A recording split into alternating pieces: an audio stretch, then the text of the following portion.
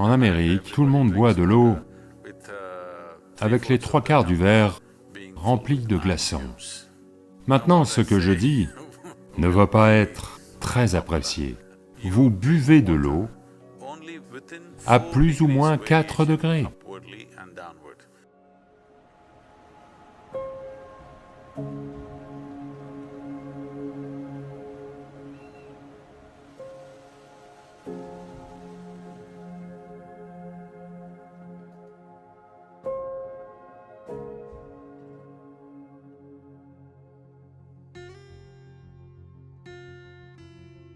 En Amérique, tout le monde boit de l'eau avec les 3/4 du verre rempli de glaçons.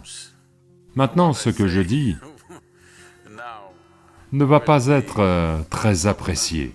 Dans la culture yogique, si vous êtes un yogi, si vous êtes sur le chemin de la transformation intérieure, vous voulez amener votre système à une autre dimension en termes de possibilités, alors vous buvez de l'eau avec une différence de seulement 4 degrés vers le haut et vers le bas.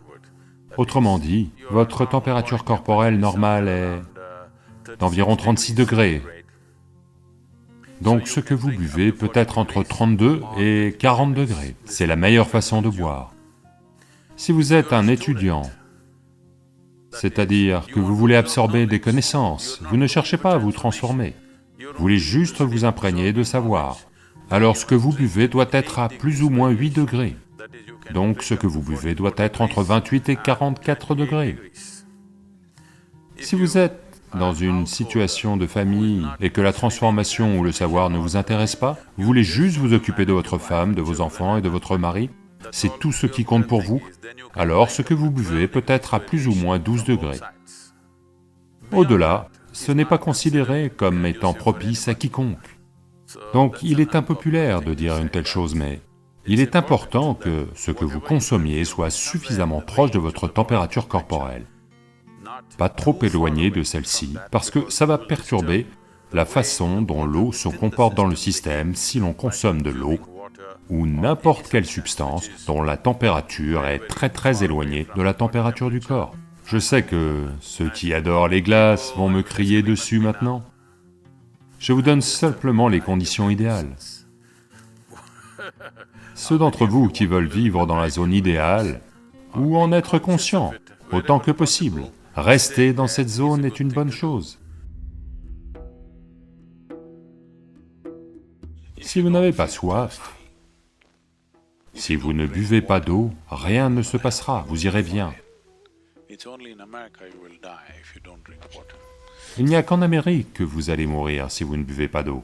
Les gens ne boivent comme ça nulle part ailleurs. Quand ils ont soif, ils boivent de l'eau, autrement ils vont bien, même dans un désert. Il n'y a qu'en Amérique, dans un climat froid, que tout le monde a une bouteille et sirote en permanence, parce que les machines du marketing les ont convaincus qu'ils doivent boire beaucoup d'eau. Une consommation excessive d'eau, surtout si elle a lieu par petites gorgées, le corps l'absorbe. Quand il l'absorbe, les niveaux de sodium, qui sont très finement régulés, vont baisser. Le reste du corps est également affecté, mais on ne le remarque pas forcément. Mais dans le cerveau, la baisse des niveaux de sodium va faire gonfler le cerveau. Ça ne veut pas dire que votre cerveau grossit, le gonflement est une sorte de maladie, d'accord? Pas une expansion du cerveau. Il gonfle à cause d'un manque de sodium.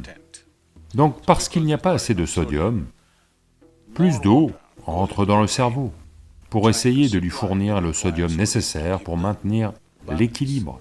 Donc plus d'eau dans votre cerveau veut dire que vous pataugez. Des déséquilibres psychologiques vont se produire. Voyez, si vous buvez beaucoup d'eau, d'un coup, le corps va décider de la quantité à absorber et de la quantité à éliminer. Mais si vous sirotez toute la journée, le corps est comme trompé et a tendance à absorber plus d'eau qu'il ne le devrait. Mais disons que là maintenant vous buvez 2 litres d'eau. Toute l'eau n'entrera pas dans le système. Ce qui est nécessaire, il le prendra, le reste sera éliminé. Personne n'a besoin de boire de l'eau simplement parce que vous pensez que c'est une bonne chose.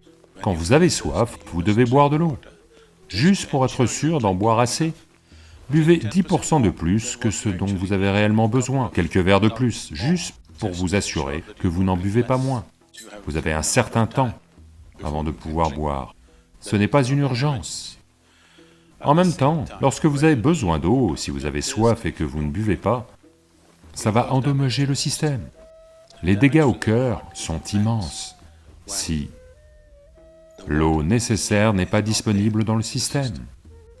Mais quand je parle d'eau, il ne s'agit pas seulement de l'eau à boire. Vous devez manger des aliments à haute teneur en eau. Si vous mangez un fruit, c'est presque 90% d'eau. Les légumes et autres contiennent plus de 70% d'eau. Lorsque vous consommez des aliments, leur teneur en eau devrait être au moins égale à la teneur en eau de votre propre corps. Donc tous les aliments que vous mangez devraient contenir au moins 70% d'eau. C'est la raison pour laquelle les légumes, les fruits doivent faire partie de votre régime alimentaire pour que ça soit là.